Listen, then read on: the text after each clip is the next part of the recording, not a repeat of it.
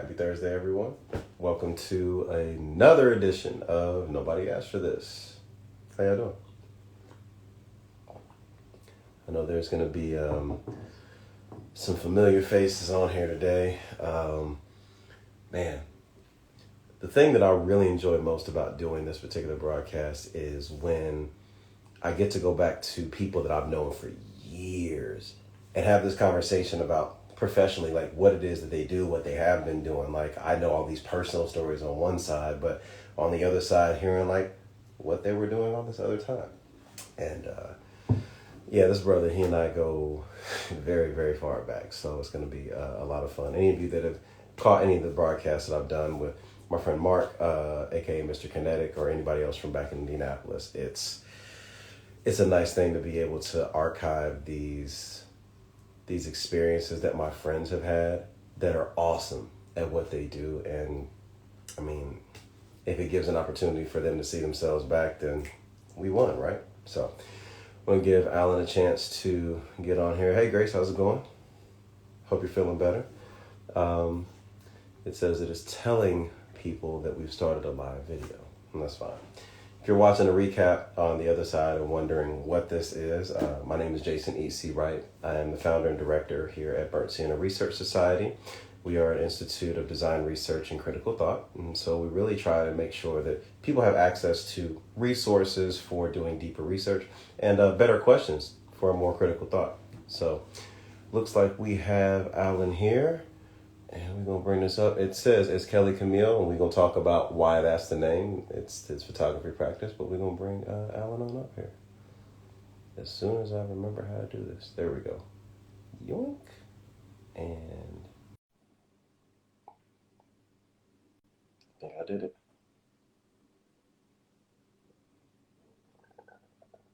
There it is. All right.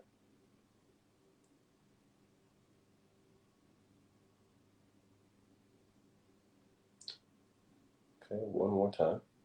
We're going to try this connection. Maybe not.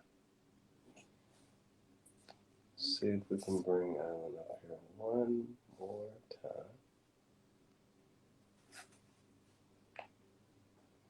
And there we go.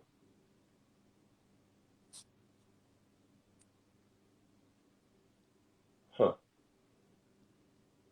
Maybe it's my signal. So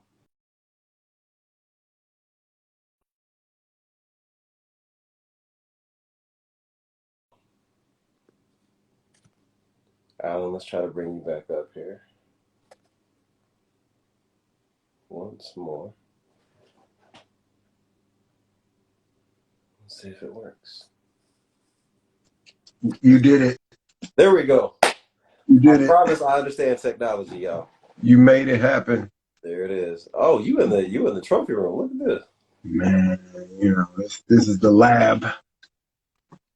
This is not what the room looked like pre-pandemic. somebody got a little excited about doing some stuff. So yeah. What's going on, brother? I'm good, man. God is good. I'm breathing. Can't complain. These are all facts. Man.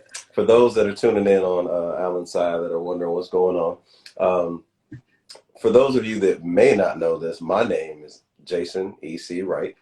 Some of y'all may know me as Alpha.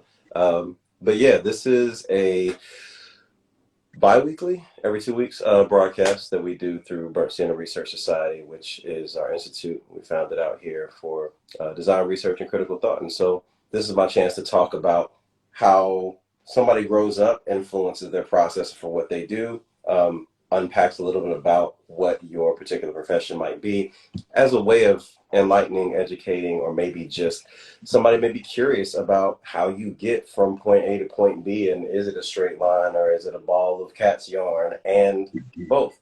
So today we're here with Alan Woods. Brother, you have done a lot of things. I know that we quoted your bio as photographer and entrepreneurial enabler, which is very accurate. And I think that that's something that has been a consistent theme, to be honest. Like when I met you, like I think I knew about the photography, but the entrepreneurs you were supporting at that time were independent poets in Indianapolis. Yeah. You know what I mean? And like a lot of other, visual creatives that were trying to figure out how to, put things together and make ends meet. But like, let's go back to not the beginning, but like you grew up in Indy, born and raised, right?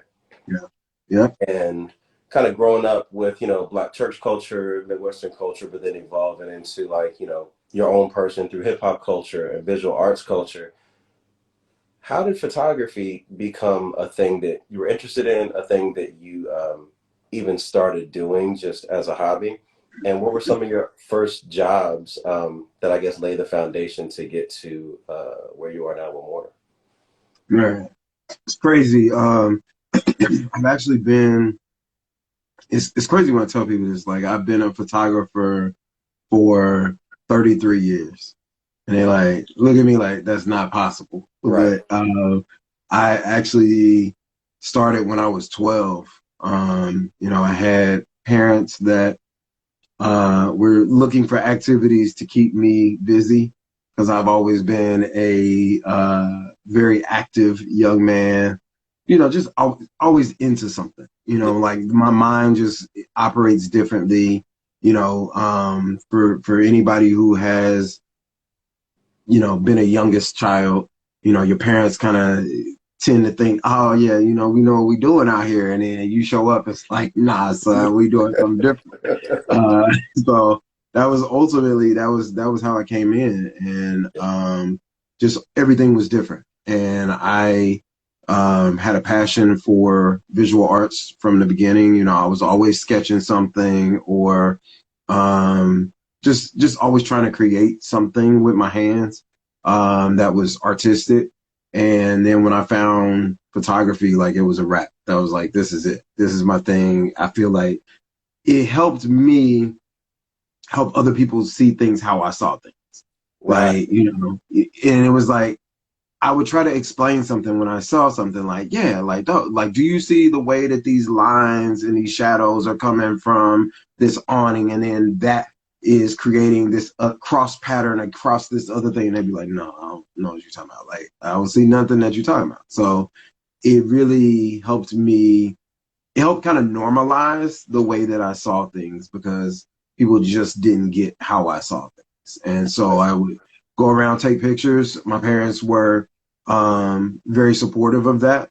And, took me to the Indianapolis Children's Museum where I met Gordon Parks. And it was like, Whoa. exactly. Met Gordon How old were Parks. you this time? I think at that point, I may have been like 15 by then. And he was in town. They were doing a gallery. He had some work in there. There was a book. I think it was Songs for My People, which has been reissued several times. But, I got an autograph copy, that This day. was like, what, 91, 92? When was this? Yeah, that would have been around 92. Yeah. We had just moved to that. Yeah. And it was crazy, it was just like I had never felt like I felt walking through that gallery looking at other people's art, specifically like in black and white. And it was just like, I felt like I found my people, oh, it's some other people who see like I see. So it's like if somebody drops you off in another country and you're trying to communicate with somebody and you don't speak the language, and you find that person who's like, you walk into a room and everybody speaks the same language, it's like, yo, I'm here. I finally found my people. And that's what it felt like when I was in that gallery. Like I was like, this is it. And it was a confirmation for me that photography was something that was a different language and that we were able to communicate in the same way. And he said something to me that day as he was autographing the book. My mom was telling me, he's in photography, whatever. And he said something to me, and I don't remember what he said now, but whatever it was that he said, it was a spark that was just like, this is it. Yeah. And for a long time, I actually had considered going to get like hypnotized to figure out if I could go back in my brain and figure out what it was that he said. And then Get Out came out, and I was like, nah, I'm good. Never going that might put a little bit off of that. Yeah. But I can always kind of hear like the murmuring, like it's like I couldn't find the words, but I could kind of hear the tones. Yeah. But he said something to me that created that spark. And for me, that has always been kind of my journey, is that I wanted to be the person who also spoke into people to give them the spark that, you know, sometimes is the thing that helps you take your gift, talent, ability, and, you know, gets it into motion. So Yeah. And so with that, was it something that you then were like, oh, I want to kind of like study this in a real way, or did you end up like in a different focus through high school and college? Like, was it based on photography or was it something else? so in high school, definitely like writing, you know, like my English senior composition class was like the class that was the first class that I actually liked in school outside. I mean, I like English classes. Didn't want to do nothing that had to do with math. But like my English classes I was good at. Everything else was like subpar. My grades were terrible. I was barely at school because I was getting suspended for just dumb stuff.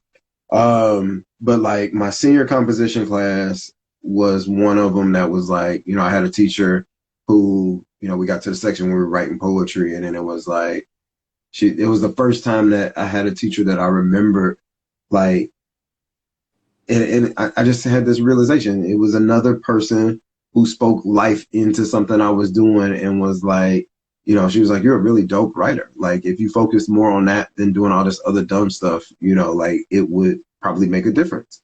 And then next thing you know, poetry became a thing that I started to pursue. So it's like, you know, I did like some photography classes and stuff like that in high school.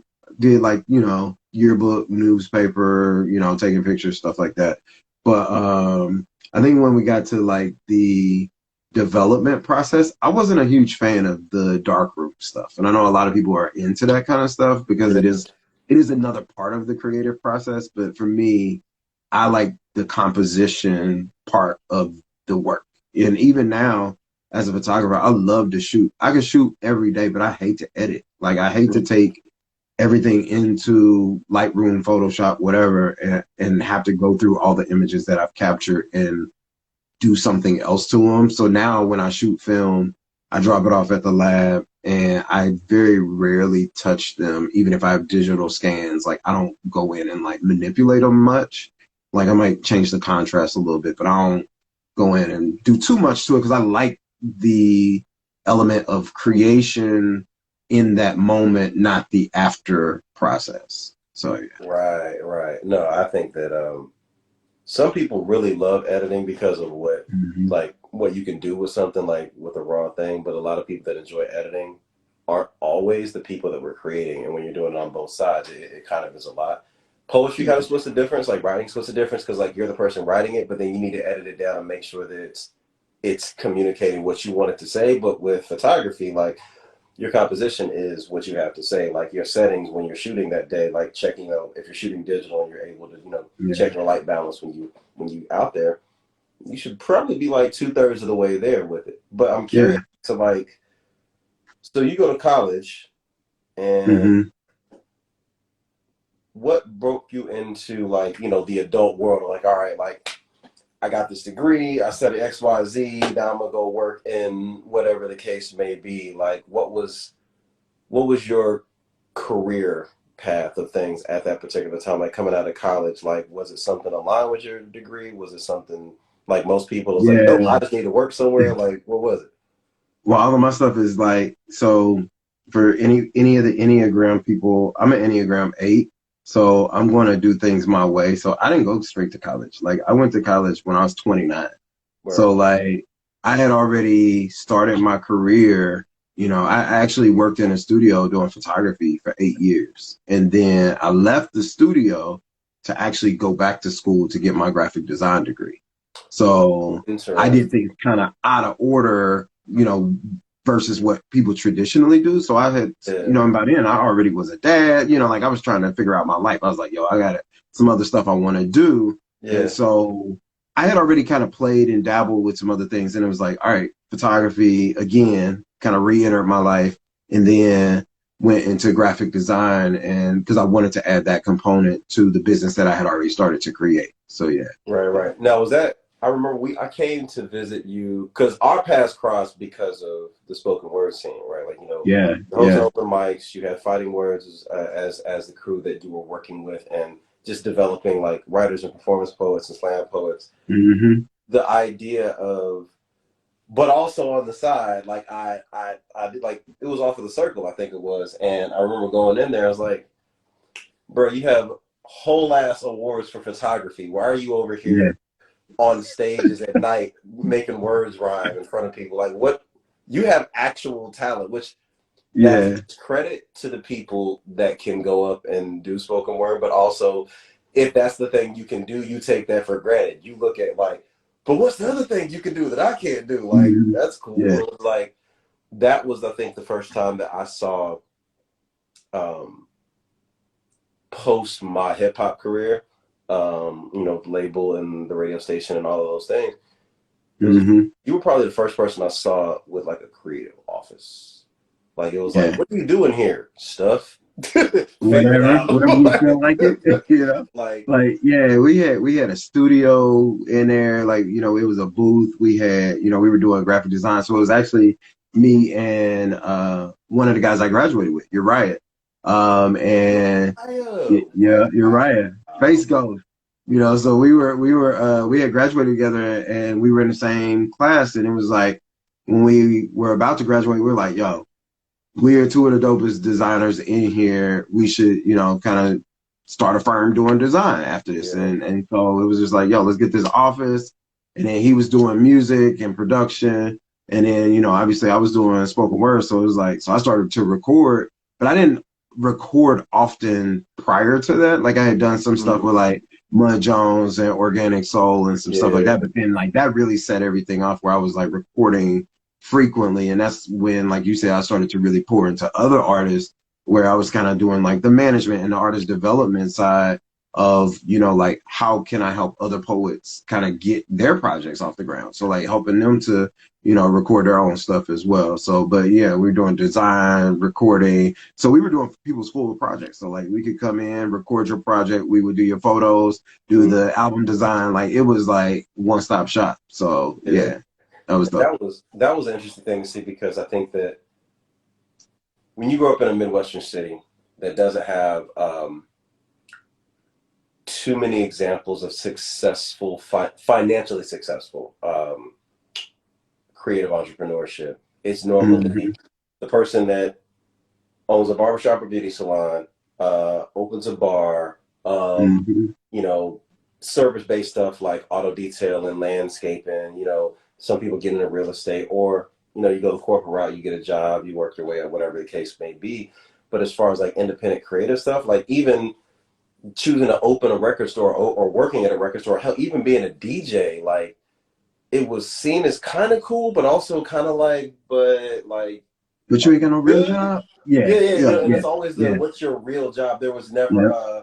this is your real job. How do we help make sure that this continues to grow and flourish, right? And Absolutely. the parallels of creating a spoken word project, creating and making images, it still is a different way of looking at Hmm. the world, right? But you created these spaces, like I remember Midtown and how just being a host in that space opened it up for another generation of poets that didn't think that they were allowed to go to the previous spots where like some of the elders in the Indianapolis poetry scene like had been doing things. And I don't think it was so much a gatekeeping thing as much as no one was documenting what they were doing. So if you were asking them like, so how do I do this, it was like, it's like Thanksgiving, you Hmm. asking Big Mama what's the recipe, and it's like it's in my Right. head. Get out the kitchen because she can't tell you Exactly. where she's at in her Hmm. process. You know what I'm saying? You change that a bit for the people that were kind of coming after that, right? Like I'd say, second or third wave of, people trying to be actual performing artists in the city. What was your process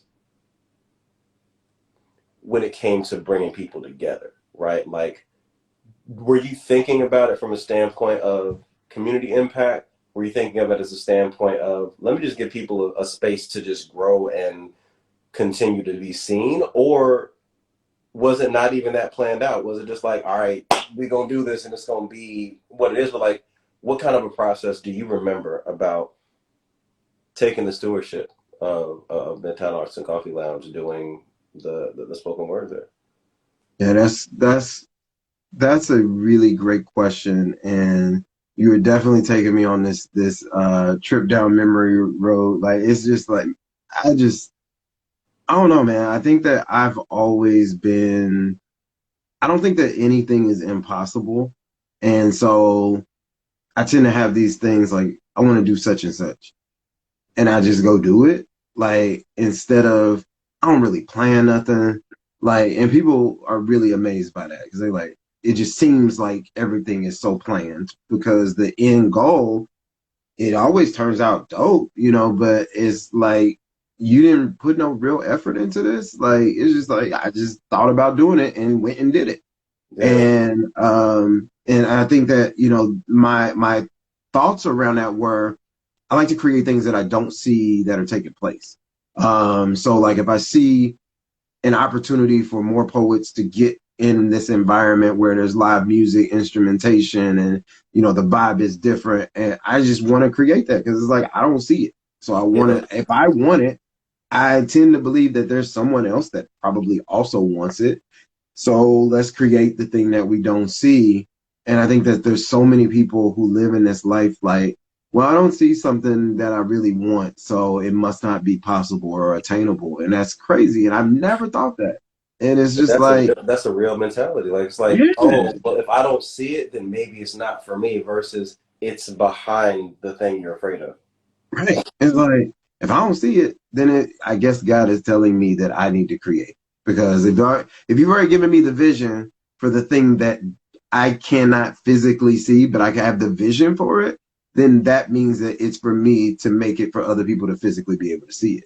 And that's how I've always lived. And, sometimes that is it's very rebellious in a sense because it's kind of like I'm gonna do my own thing. And sometimes it's not the thing that's the comfortable thing for me or other people. And sometimes it's the thing that people are like, I don't know about that. That don't seem like it makes sense. Yeah, And nothing makes sense until it makes sense. So when you see it, it's like, and I always tell people like in this entrepreneurial life, like it's not always that the concept doesn't make sense. It's sometimes it's the timing for because of the sure. generation that you and I came up in, if somebody were to tell you when you were 18, hey, when you go out of town, I want to stay in your house. I'm a perfect stranger, but I want to stay at your house, sleep in your bed while you're gone. You would be like, man, you're crazy. I'm not letting no strangers in my house. Bro, we'll take it all the way back to remember when it used to be don't meet anybody on the internet. Now it's like, have you Listen, tried meeting someone on the right, internet? right, It's a right. whole, Or don't get in cars with strangers. And literally, but that was the time yeah, period. It wasn't the right time. And then now you got Uber. And not to say that there aren't flaws with the system and that there for aren't sure. things that happen. But like Airbnb, Uber never would have happened in the 80s and 90s because we just weren't those people that we have become. And I still don't really fool with them like that. I mean, but if you're out of town, I'm not taking a cab. Like, you know what I mean? Yeah. I'm taking whatever means of transportation is going to get me there. And sometimes the ideas, they have to make sense in the right time. And a lot of times people are ahead of their time. That's why, you hear people say, man, that idea was ahead of its time. Yeah. And if it's ahead of its time, it is what it is. But you have to understand that you have to wait for the right time for things to come to be. There's so many patents that have been sitting on shelves that have expired that if you started to dig through patents and started to use the frame of reference of the now, Yeah. you could start billion-dollar enterprises based on a patent that somebody created in the 80s that didn't make sense for the 80s that could probably make you a gang of money right. Which is interesting because that also talks about like transferable skill sets, right? You know Mm-hmm. what I mean? Like when you talk about how you were able to just, oh, if I see it, that I'm supposed to be the person to do the thing. Um, Other people got to see that. And Yeah. because they got to see that, they were able to then like, oh, well, let me try this thing. And maybe just, it was like, having that, um, it was you being what Gordon Parks was, or, you know what I'm saying? Like speaking life and being like, oh, no, like, you could do it, try it. And it's like, wait, what? Like, think about all the people that you were actually able to see grow and flourish as writers, as poets, and as just creatives that also branched off into other things. All of that Yeah. seems like it really ended up being your training ground Hmm. for what you ended up doing in Cincinnati. Because I mean, it's also, managing dreams, managing expectations, giving resources, connecting people, helping people find confidence by just showing them what they've already done, managing their personality, like all of those things. And so you go through this. I know I left Indy in 2011 officially, and you Hmm. left like not too long after that. You're Yeah, in it Cincinnati. was also 2011. I left in Oh, okay. December. You Yeah. left like June-ish, something Yeah. around that. So because we had got married in May, we moved in Right. December, Right. and because yeah, we just had our 10-year Cincinnati anniversary or whatever that we've been here for 10 years in December, and it's crazy because like sometimes it feels like 20 years, sometimes it feels like five. Yeah. I think that the main measurable for us is looking at the girls. Like For we got sure. two girls. One's, my oldest is 17, youngest is 15. And it's like we just remember how young they were when we got married and when we moved here. And it was just like, Yeah. man, like they, especially Ava she is a Cincinnati kid. She's not from Indianapolis. I mean, she was Yeah. born there, but she's from Cincinnati, Yeah. so it's just crazy to see how those transitions happen in that process. And so you get out there and, you're coming from Indianapolis, like that's what you've done. Like you've traveled, you've done things, and you're an adaptable Yeah. person. Like anywhere you land, you have one conversation with somebody and you have a whole network because that's you. And I've witnessed this firsthand. Yeah. But you get to Cincinnati and there's an idea to do something. Again, something that just kind of comes to you and you become the steward of it. Walk me a little bit through the process of how Mortar came about. Yeah. So Mortar, ironically, my one of my co-founders, I actually met in Indianapolis. So Derek Brazil, I met him in Indy. He had actually started a project there called Dreamopolis, and doing similar work with entrepreneurs. I was doing consulting by then, had already graduated. So I'm working with a ton of entrepreneurs doing graphic design. Yeah. And then that graphic design kind of spiraled into doing a lot of brand strategy and consulting. And so, I had actually connected with my homegirl Chisa, who had just opened her event space called the Silver Center. And, we're like, yo, we should do this business, 1-day business conference. Yeah. That was an intensive. And we was like, but we should do a pitch night at the end. And Derek was doing pitch nights through his company. So it was like, let me connect with Derek, have him come in, they do the pitch night. So we know how to do a whole bunch of extra stuff that somebody else already knows how to do. So it's collaboration. He comes in, he does that. It was cool. But I was like, yeah, I'll never work with this dude again. He had a terrible attitude. You know what I mean? Like, it was just like, late, it was like end of the night. He had a bad day, whatever.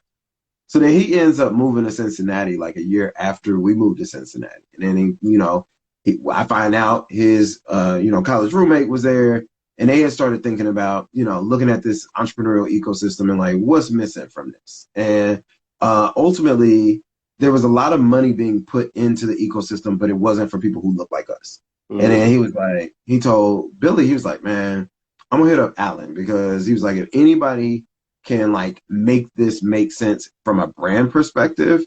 So originally he actually hit me up to help them come up with the brand, like to come in as a consultant Yeah. and just help them get it started. Then once we had that first conversation, they were both like, yo, we need to bring you in like as a co-founder. Cause like just the stuff we were talking about in that one conversation, it was like, you're going to help us take this to a different level. And that's what happened. And it was like another example of God just putting the things and the pieces where they needed to be. And then us seeing something that wasn't and seeing that it needed to be. And just like, all right, because a lot of people sit around and complain about what's not, Mm-hmm. and then they keep walking. And it was like, all right, we see things that aren't. And it was like, all right, it's time for us to do it. Yeah. And so we created Mortar with the concept of it being an entrepreneurship program that help people get their businesses started in one neighborhood over the Rhine, which was a neighborhood in Cincinnati that had a police shooting that killed a young unarmed black man almost 20 years ago now.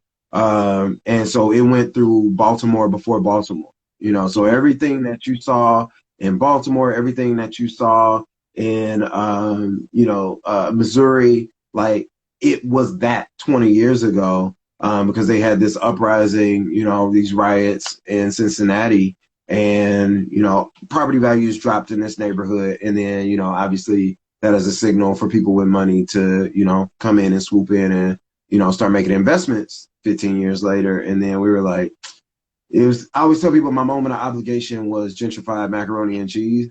Like when you go into the restaurant and you like, mm, Like y'all doing too much of this. Who made the potato salad? yeah, right. It's like, somebody, grandmother, auntie, cousin can Mm, outcook every restaurant on this street, but they haven't had the opportunity. So, like, yeah. how do we, same thing. How do I help you take your gift, talent, ability and monetize it and create a business? And so that has grown from that one neighborhood into 9 neighborhoods in Cincinnati and now 7 cities outside of Cincinnati, with Indianapolis being one of our most recent expansions. So it's like I get to go back home, and it's just this full circle thing. Like I get to go back to the city that made me who I am and bring back what I've learned, through that process. Now there's a story you told me. We caught up the other day when you were talking about how, like, when you first did the call out for like entrepreneurs to participate in thing, like Yeah, nobody really showed up. Then suddenly everybody, like, talk a little bit about yeah, that because I think that that's important. It's important for me to hear it, but it's also I think important for others to hear. That maybe there's nothing wrong with your idea. Maybe it's just a hmm signal. Maybe you need to, tweak the hmm antenna, or maybe you just need to continue on. But talk a little bit about like what that was. Like, what was the project? What were you opening things up for, and what changed from a few people to an overwhelming number of people that really like yeah. got things going? It was actually mortar. You know what I mean? Like it was when we were starting mortar. It was, we put the call out for applications. We got all these, I didn't design these fire flyers and posters and stuff. We put them up in the neighborhood, and we got 3 applications. It was like, dang, this thing is dry right now. Like it was just like, and Like I did it's all one of this those for things, three. right? We like, man. So I'm like, God, did I misunderstand? Like, did I hear you wrong? Like, was this not the thing that you were saying to do? It was like, so because we was tripping, like, it was like, well, I guess this isn't a need, Yeah. and it's a timing thing because we could have easily just turned around and walked away that day, and we actually had somebody who heard about us was like, yeah, I think this is really cool. I want to write an article about this, in like the local business journal. And he wrote the article, and like within the next week we got 18 more applications, and our goal was to get 15. We wanted to keep a small cohort, so we got 18 more applications like in that next week. And then it was just like the rest is history. It's crazy. Like we've had 350 graduates in Cincinnati alone.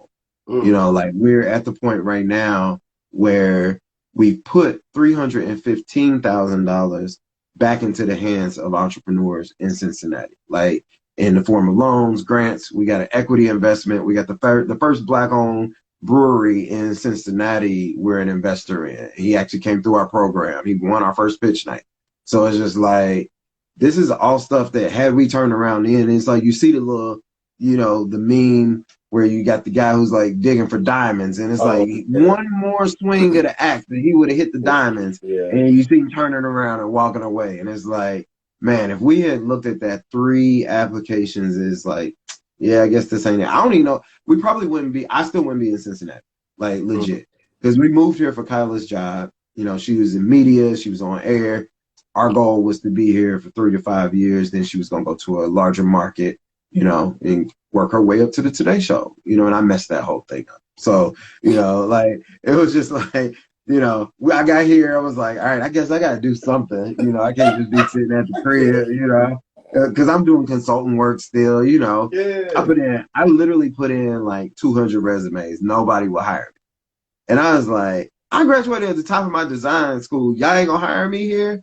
And it was just like, all right, what's up, guys? And then it was like, but then same thing. Like if I had got hired, would I have started this? Probably not, because I would have been like, hey, I got a full-time job. I ain't got time to do that.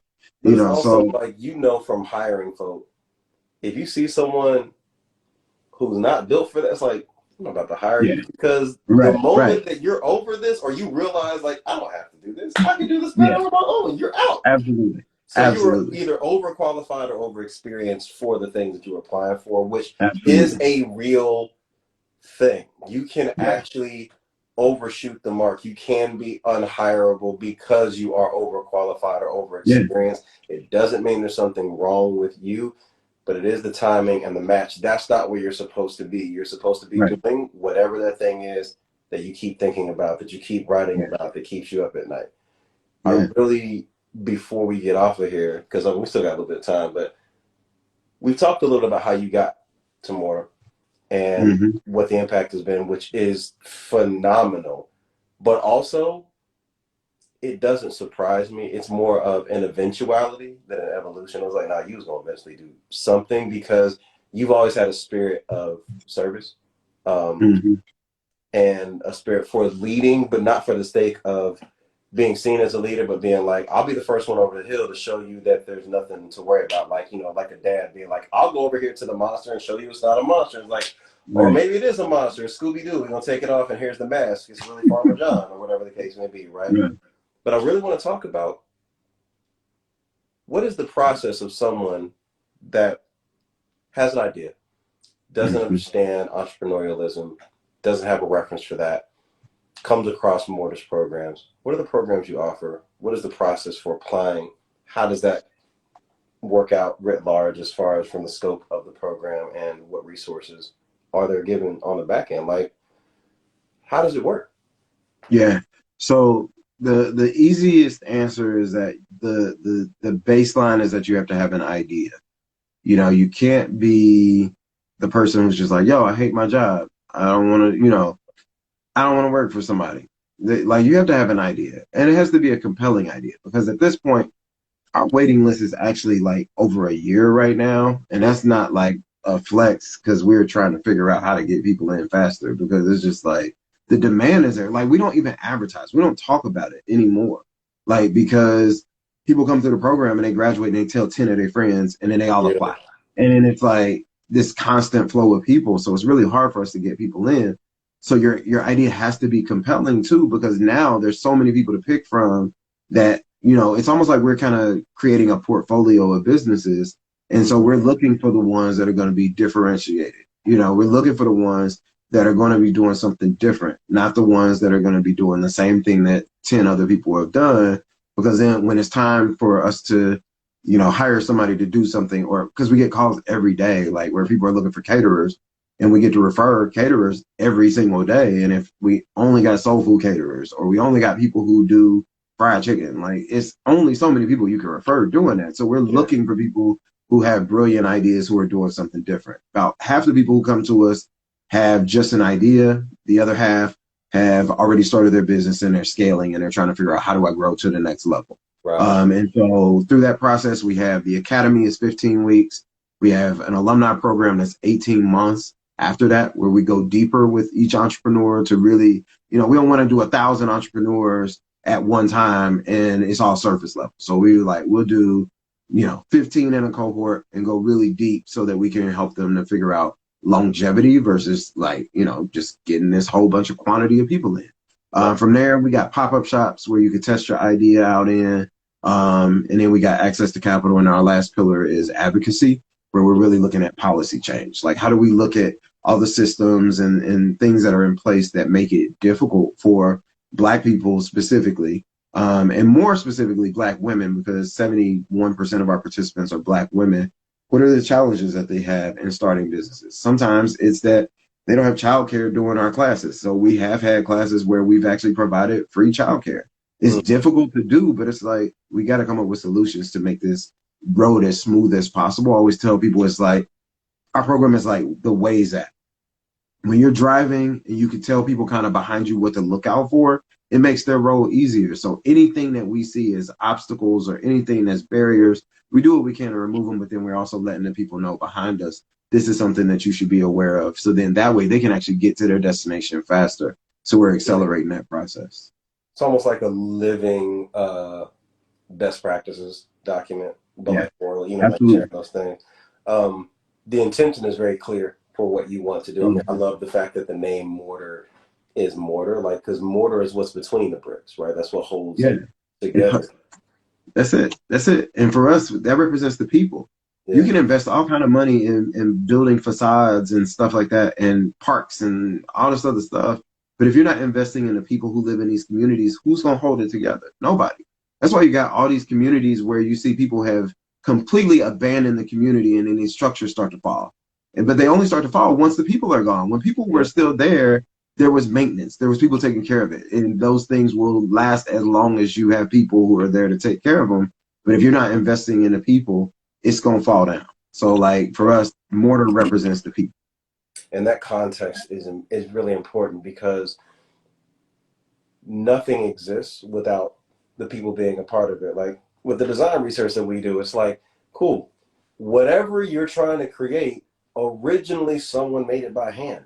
What's the story? Yeah, Like it all goes back to a person, a process, yeah, something that was started before the Industrial Revolution, started before yeah, globalization of things. It was like somebody in a small hamlet that had to figure it out. And sometimes several people figured it out around the world, separate from each other, and they all did the same thing because it yeah. needed to happen. Cool. But like that Legit. context is important. But it's just the same as you and I having this conversation right now. We contextualize each other. It's like, oh, there's that way of doing that, and then there's that way of doing that. To Mm-hmm. be like, all right, there's a range. Just like, for every Lupe, there's a Pharrell. Like it contextualizes. But sometimes being that first one over the hill is hard. But then once that happens, it makes it easier for someone else to come like, oh, I'm similar to such and such, but with a little bit of this. And Yeah, it allows that to exist. We talked about that earlier, how like, yeah, our generation, like coming out of high school, going into college, like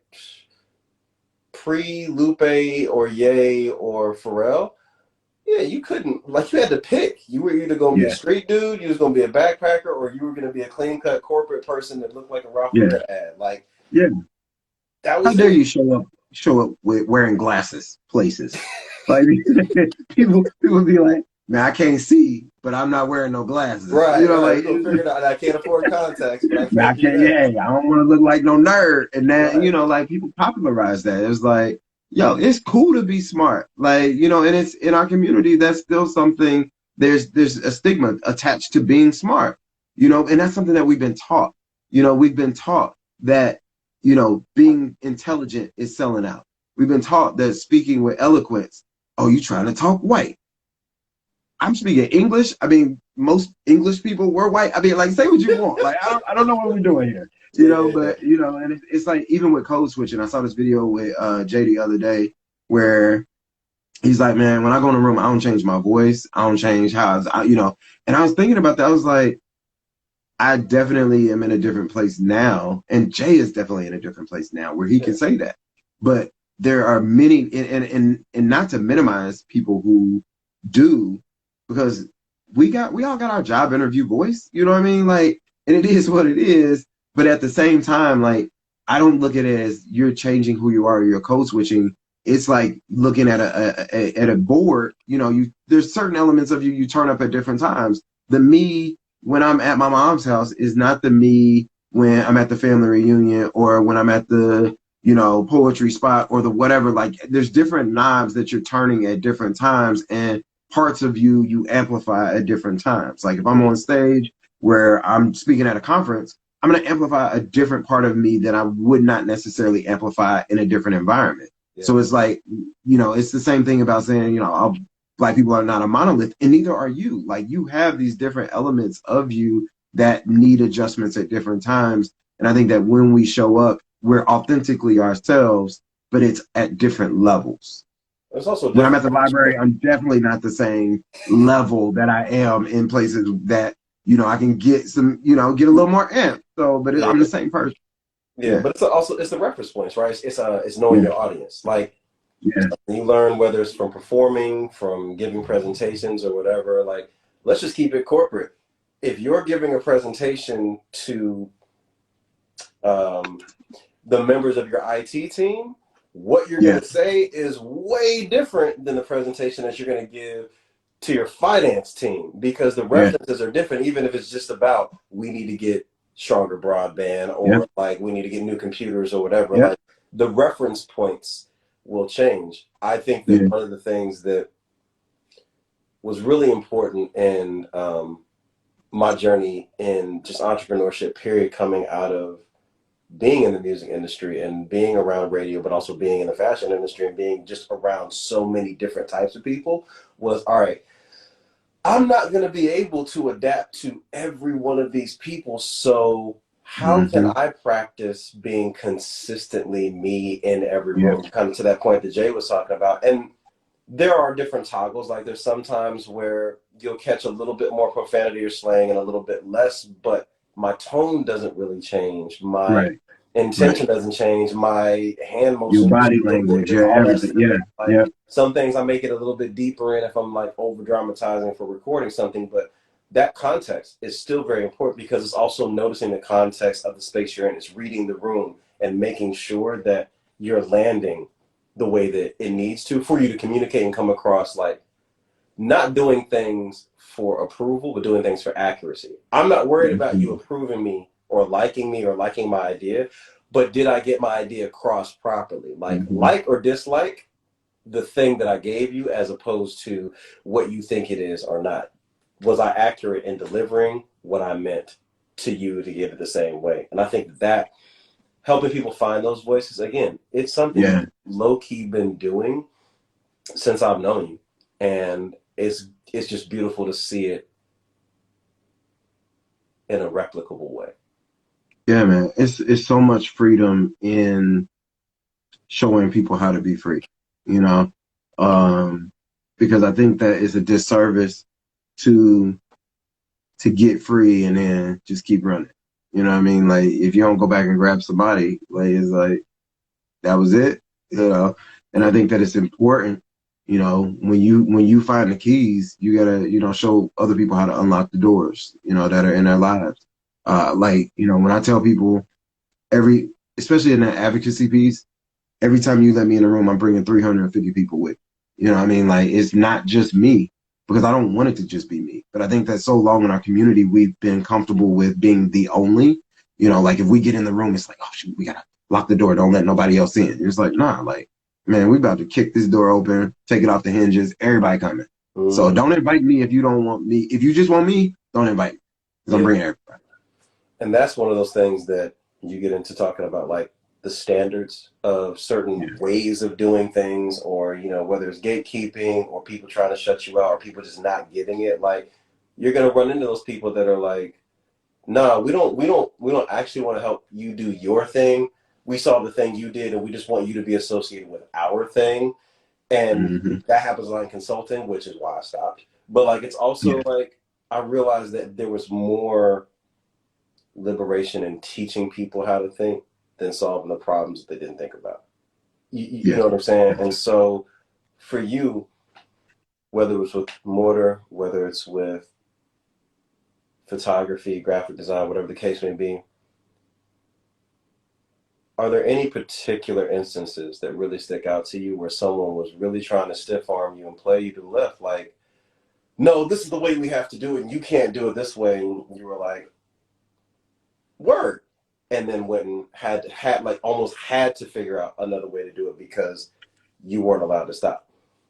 That's my whole life, man. Like, like, Fair. man, I'm telling you, man, I gave my mom the blues, man. I even got it in my bio. Like, I was like, you know, I was, you know, I would say that I was, you know, strong minded. She would say I was mad stubborn. You know, I was going to do what I wanted to do. Yeah. Um, and that's what makes the best entrepreneur because we don't go with the flow. We're going to be like, yo, I see how you're doing it and that's fine, but I don't want to do it like that. I want Yeah. to do it this way. And those are the people who change the world, the people who are not accepting of how you want it done. Like, I don't want to do it like that. And Yeah. that's just how I've always been. And you know, when you're a kid and you're growing up like that in a world that is the whole premise of the first 18 years of your life is different people in the world trying to tell you how not to do stuff. Even when people are teaching you, Yeah. most of teaching is telling you how not to do things, how not to, they're not teaching you how to solve problems. They're teaching you how to fall in line, Yeah. do this regimented thing, fall in line with this schedule, do these things this way. And it's like, I don't want to do that. And so in school, obviously, like I said, I spent a lot of time in trouble. Spent a lot of time getting suspended. Like, all right, you don't want to do it how we want to do it, then get out. Okay, so I got used to being out. Like, and when you used to being out, you're not doing a whole bunch to try to get in, so you're fine with being the outcast. You're fine with being, I got a whole TED talk on that. Like, if anybody wants the link, hit me up. I'll send you the link. But it talks about being on the outside. It talks about, how the Fringe Festival started, and how they became more popular than the main show because they were the outcasts. They were the people who were like, man, we don't want to do your show. We want to do our own thing. And so when you're on the outside, you got more liberty to do other things because you ain't got to be locked into nobody's rules. That's a real thing. I think that's actually one of the first real long conversations you and I had, because I would, for a long time, like probably up till, honestly, probably up to about 20, even 21, I really wished that I had grown up in one place. Like I was everywhere. Like all before 18, I was scattered to the winds, right? But as an adult and looking back, not even so much as an adult, at the age that I am now and looking back and realizing that what I once pined for is my source of my greatest strength, which is because I didn't stay in one place and wasn't rooted to one area.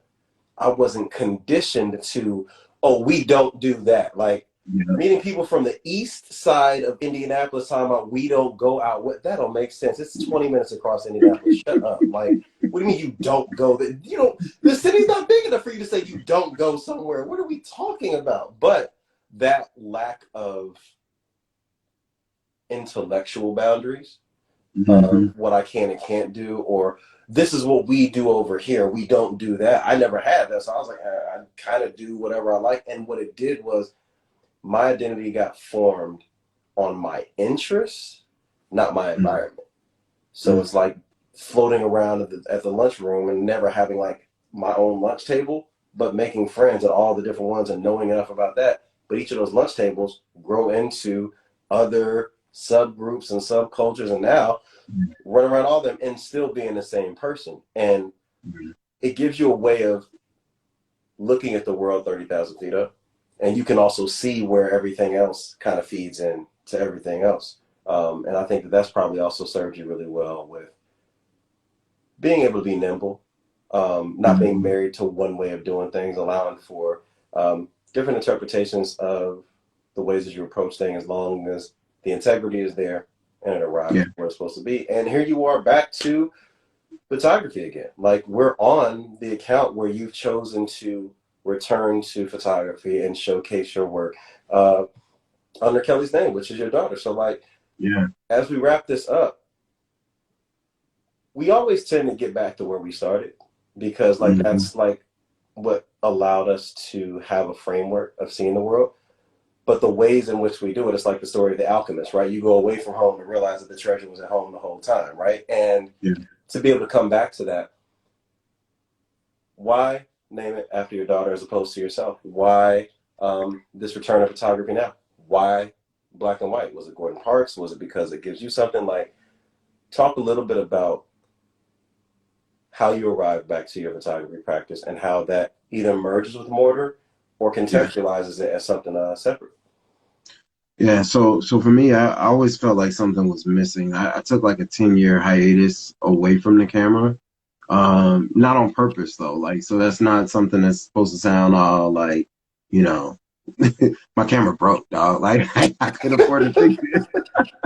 I could afford to fix it. So like I had another camera and it was trash, but like, so I still was taking some pictures, but I wasn't like, it wasn't nothing I was proud of. It was just enough to capture a moment.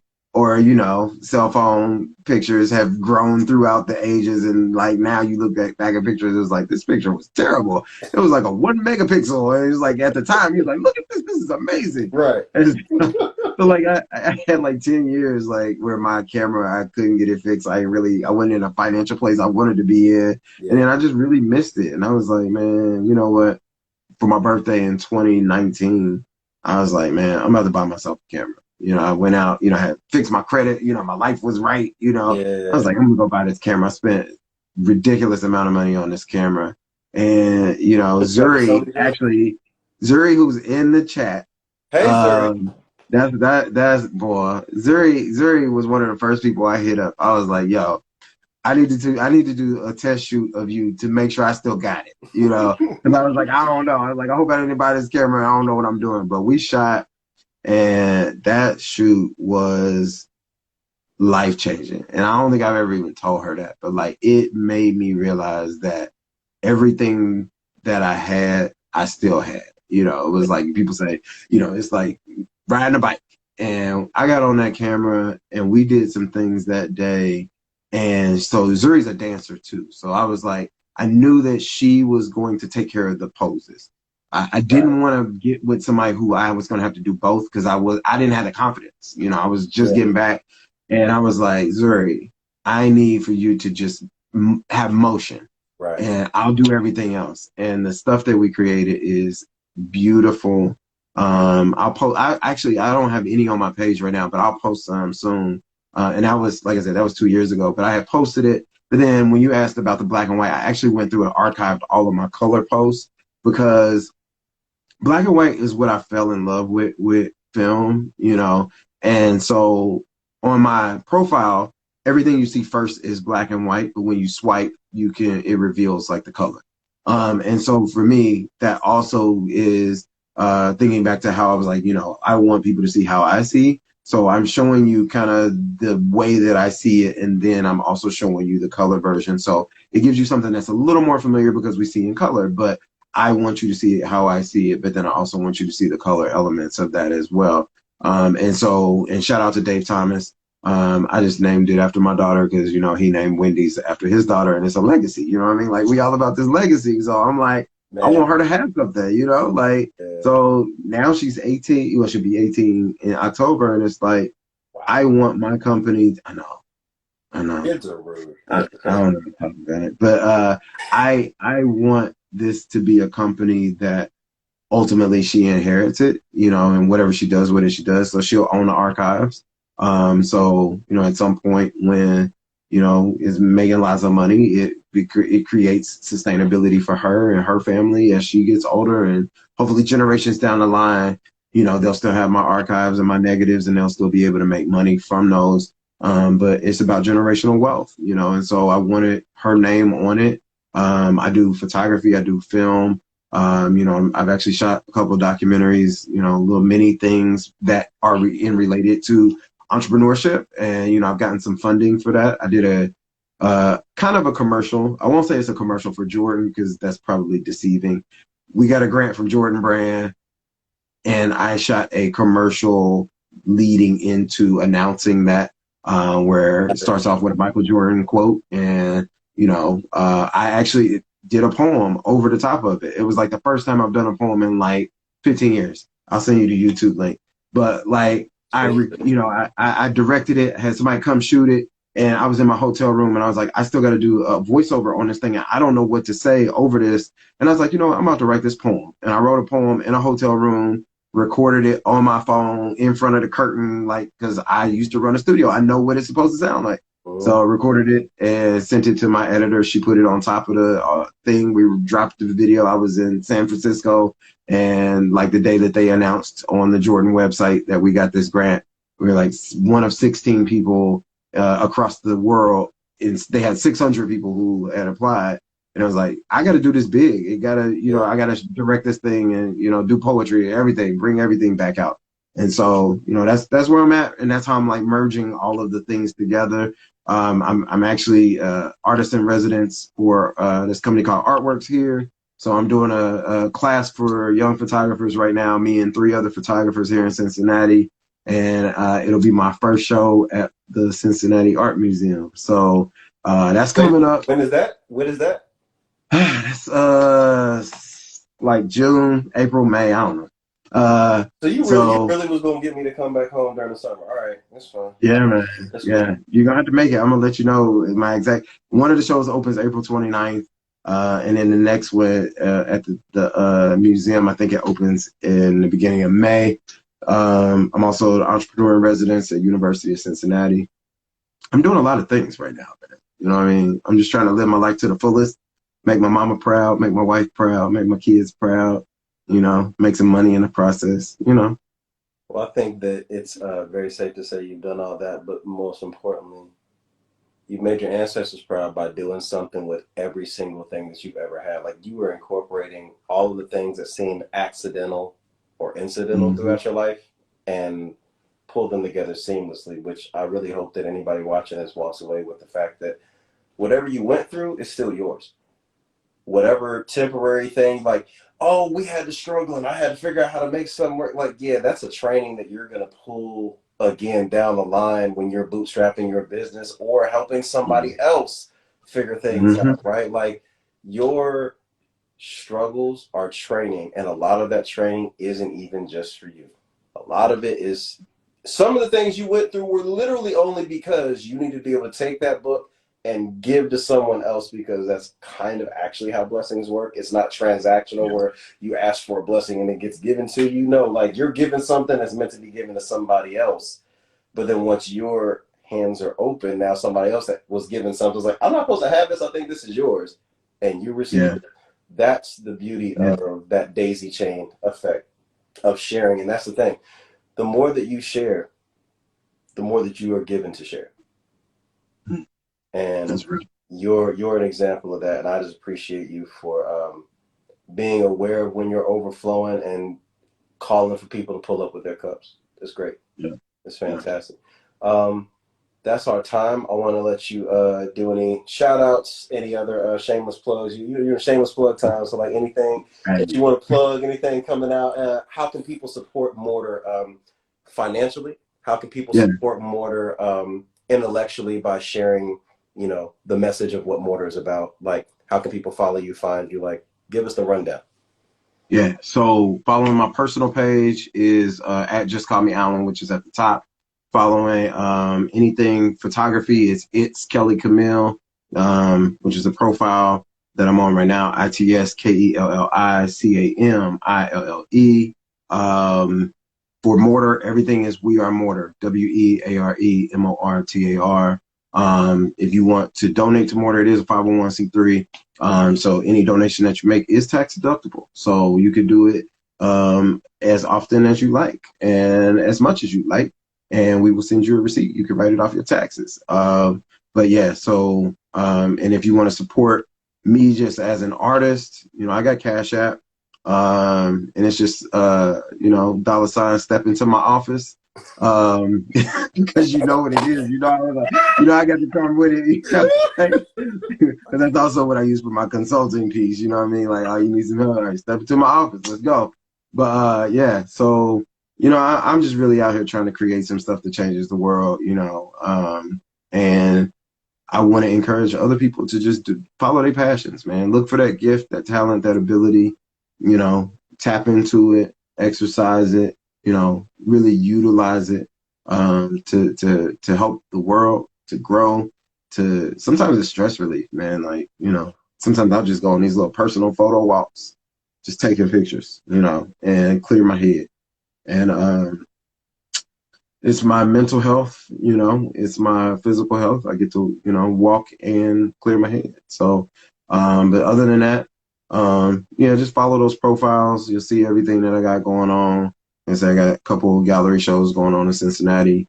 This is the first time I'm gonna announce this. So you get a little exclusive. It's a while off, but Okay. in April 2024, I'm releasing the 20th anniversary of my photography and poetry book, Watermelanin, that came out in April of 2004. We'll do a 20th anniversary edition. And now that I've said it, like I have to Now do you it got to do because it. I You got to told do it. people. Because also, Yeah, but it's not even just that you said it. It's that Zuri heard you. So you're going to yeah, have to do it 100%. yeah. She's For gonna sure. be asking. She's gonna be like, "My Alan, where is?" Yeah. So She put it Watermelanin. in her calendar right now as we speak. 20th anniversary, April 2024. I already have it on my screen, so it's a constant reminder of how many days I have left to do this. Word. But yeah, it's gonna be a lot of new photography, maybe not any new poetry, but still poetry and photography. Probably the same poems with a lot more photography. Yeah. Just a different hard, coffee table book. So put it on your calendar. It's happening because I didn't put it out there, so now I got to do it. Well, coffee table books, art books, design books, that is something that we are archiving over here at Burnt Sienna. So I'm already putting my order in. Boom. I had an idea to troll you and ask you to do flat shoes, but I'm not gonna do that. Mm. I appreciate that. I appreciate that because But my mind, my memory's not as nimble as it used to be. The 45-year-old memory ain't the same. it's fine. You good. You still here. I really appreciate you, brother. This is again one of the delights of making this pivot to being an institute and archiving stories is the fact that again, this is a way of me putting on wax like the people that have meant something to me and to learn even more so that I have more to share. So thank you very much for sharing. Appreciate it. Burnt Sienna Housekeeping. We will be back next Thursday with Show and Tell. We have a field research outing next Saturday here in Los Angeles. So we'll let everybody know what that is. And Monday's newsletter. If you are not signed up for the newsletter is back. It is much shorter now, and it is just a personal essay followed by things that are going on here at Burnt Sienna. We're going to be slowly migrating away from Instagram again, permanently this time. I only came back because of the pandemic. Because we're going to be doing more documentary series and video content on YouTube, as well as doing some things on Teachable with some of the certification courses. So those things are all coming up in Q2. But in the meantime, any questions that you have, you can come to at Burnt Sienna Research Society, like a Tribe Called Quest. You spell the whole thing. And you can find us at burntsienna.org with any other questions or background on what we do, how we got here, and where we're going. But in the meantime, I thank you all for watching. Shout out to my brother Jones in here. Shout out to Jamar Barnett. I saw him pop in here. Zuri, we love you. Appreciate you so much. And anybody else watching from back home in Indy and Cincy or here at home in Los Angeles, thank you all for the continued support. And we'll see you here in 2 weeks.